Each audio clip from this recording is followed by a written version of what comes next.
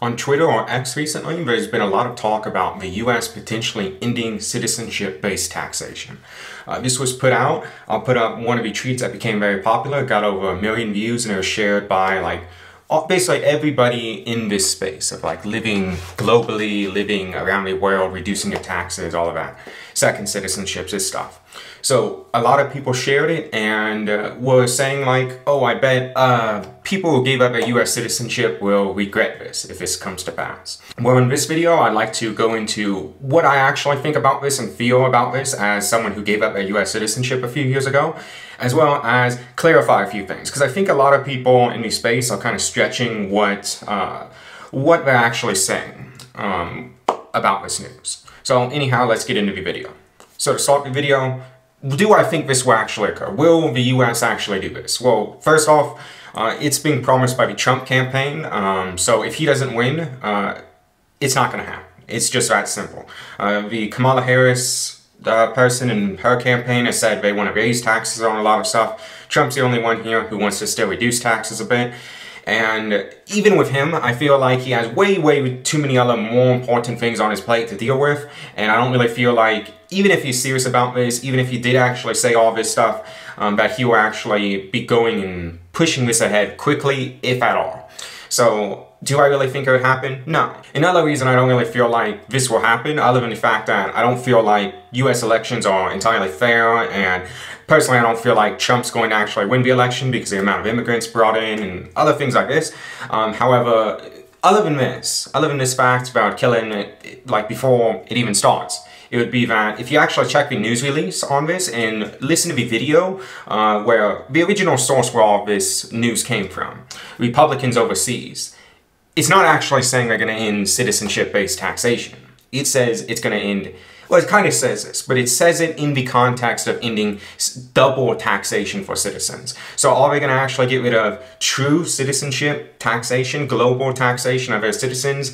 I don't really think so. I think this is just a big news story that people are misinterpreting. Because if you actually read in detail the news statement the Republican overseas organization released, as well as listen to their CEO, president, whoever who runs the organization, it's clear that it's regarding double taxation of US citizens abroad. So if you pay taxes in a certain country that doesn't have a US tax treaty, you might have to legally pay both in that country as well as in the US. I think this is what they're actually saying that's going to end, which quite frankly doesn't matter for most of the people watching this channel in my opinion, including myself, because our issue isn't having to pay tax to the US in some other country. It's about paying tax to the US when they don't live there. Do we have to pay in some other country? Sometimes, not always. But that's more of a concern, where it's not so much that we might get taxed 15% in one country and then 30% in the US and have to pay 45% in total, or if they don't have a tax treaty. It's more that if we live in a country that we are supposed to pay 10%, we'll have to pay 10% to them and then pay 20% to the US, even if there's a tax treaty, even if this policy was passed. Because that's how double taxation works. The US still claims more money if you haven't paid more to another government. So, and you still have to file tons of stuff. That's the issue people have with citizenship-based taxation. You still have to file stuff with the US government, you still have to, their nose is still in your business, and you still have to pay extra tax to them if you don't meet the minimum thresholds.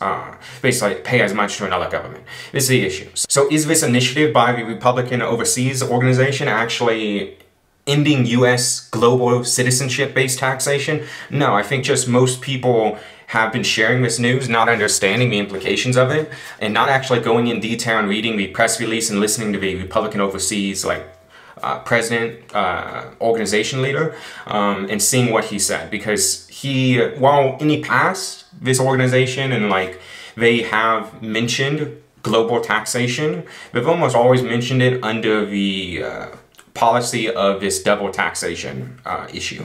And when we're speaking about it now, rather than speaking about it in terms of ending global citizenship-based taxation, they're more speaking about it in terms of ending double taxation of US citizens abroad. So I don't know if they've given up that policy stance or they simply have realized it's not really acceptable and they're just taking a small win of ending double taxation for the time being. But anyhow, I don't really feel like this is going to happen regardless. But let's just assume Trump gets elected and he actually is serious and he actually approves of his policy, not just his campaign. Let's assume all of that and say it does get approved. Would this be good for the US? Let's think about it. So the double taxation system is causing a lot of US citizens to give up their US citizenship who are accidentally Americans. So would this be good for the US? In my opinion, it wouldn't really affect the US because these people giving it up, these people live and have their entire life centered around another country generally, such as a lot of them are European, so they were born in Germany or something, but their parent was a US citizen, so legally they are a US citizen. However, they never went, a lot of them might be 30, 40 years old and never even went to the US, and they just figure it out. They're like, oh, you know what, I should give up my citizenship. I'm not American, I don't feel American, I don't feel like what they do is something I agree with, so I don't want to be part of it. So if someone does this, is the US really losing out? I don't really think so. It doesn't really affect the US, it's not really a concern. So this doesn't really put it as a big policy position to take or something very important to do, because it's not beneficial for the US, it's not negative, it doesn't impact many people. But anyhow, what about if it's regarding actual global citizenship taxation? Would the US do this? Would it be good for the US? The US is losing a few thousand people every year who are giving up their citizenship like I did. And you could prevent these people from giving it up and keep them like kind of part of the US, coming back to the US, contributing all of this. Like example, if I wasn't like, in my opinion, pressured into giving up my citizenship, I might go back and visit family in the US more frequently. I might actually go there and like buy a small residence and live there a couple months a year. I might do something like this. But because I gave it up, I've severed all ties. No property, I have no property there, I almost never travel there. It's just not a place I go and contribute to. It's not a place I spend money. I actively avoid it because I have no real connections there anymore. But anyhow, would this be beneficial to the US if it's global citizenship taxation ending?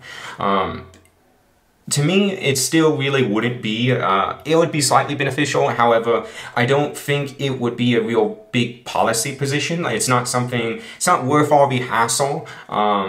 Getting people to understand the problem and getting people to sign up to it and actually approve this into law, it wouldn't really be a big policy issue for most politicians because it doesn't affect them and it doesn't affect their main voter base. So quite frankly, I don't think any of them would be pushing for it. Could it happen? Of course. But will it happen?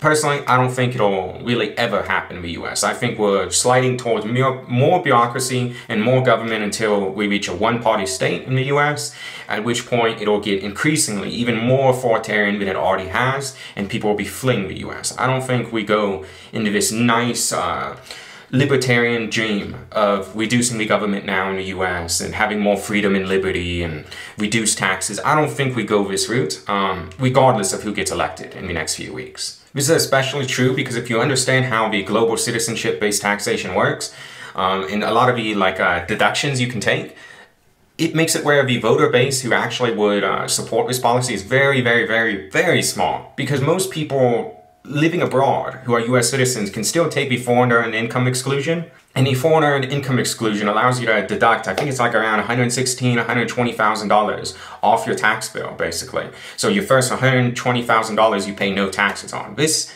if anyone's working for a US company abroad who's a US citizen, you can pretty much deduct most of your taxes, or enough to make it where essentially your tax rate is going to be very low regardless. However, if you're self-employed or something like this, like I always was, because I never worked a real job, you still have to pay Medicare and Social Security, which is like 16%, and it's a complete and utter scam because people my age will never get this. But other than that, if you're working for an employer, they pay that portion and you can take this big deduction. So most people don't actually care too much about the global citizenship-based taxation. Personally, I did because I make most of my money through investments and capital gains.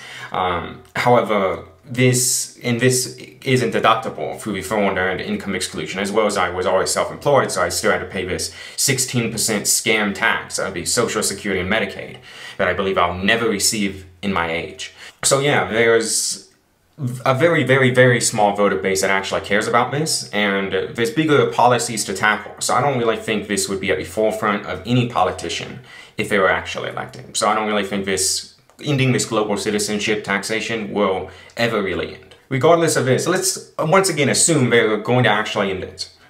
What about giving up US citizenship? So I gave up my US citizenship a few years ago, and like a lot of people are saying, oh, people will regret it if they did.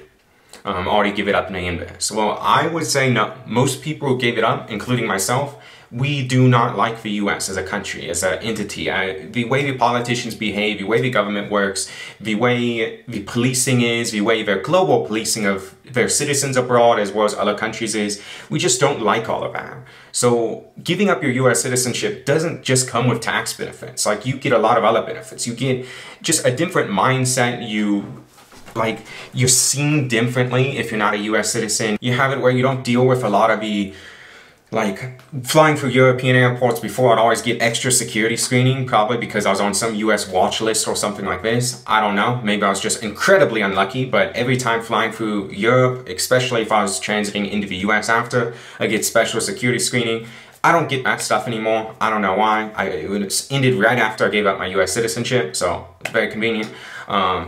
And just basically you have more liberty and freedom once you're not an American citizen. You can open up bank accounts abroad without providing tons of documentation, without the US snooping on all your financial activities.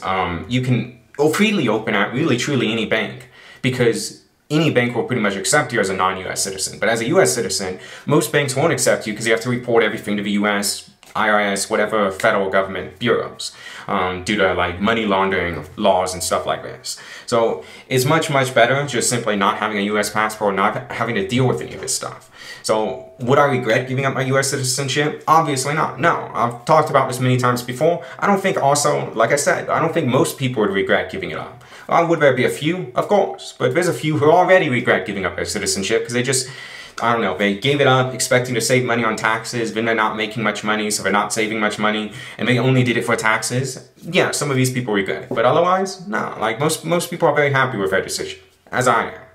But anyhow, that's going to really be all for this video. Unfortunately, I don't really think the US is even thinking about ending global taxation. I don't think any of these reports are really 100% accurate. And I think people are just kind of misunderstanding this whole situation. The US might just be trying to, the Trump campaign's probably just talking about ending the double taxation of US citizens abroad, not actual citizenship-based taxation. So you're not going to be able to just move to Dubai or move to one of these other low-tax places like a lot of these people on Twitter and stuff were saying, and just forget about your US taxes. That's not how this is going to work. No, it's going to be, oh, the few countries that don't have a tax treaty with the US, maybe they give you a tax credit for what you paid. But you're still going to have to pay the other tax, the extra tax above what they charge to the US government, and you're still going to have to pay something to the US government if you don't pay tax. So this isn't really, it's not a big change, even if it happens, and it's not too exciting. But yeah, that's just my opinion. If you have an opinion on this, feel free to leave that down below. But yeah, with that being said, bye-bye.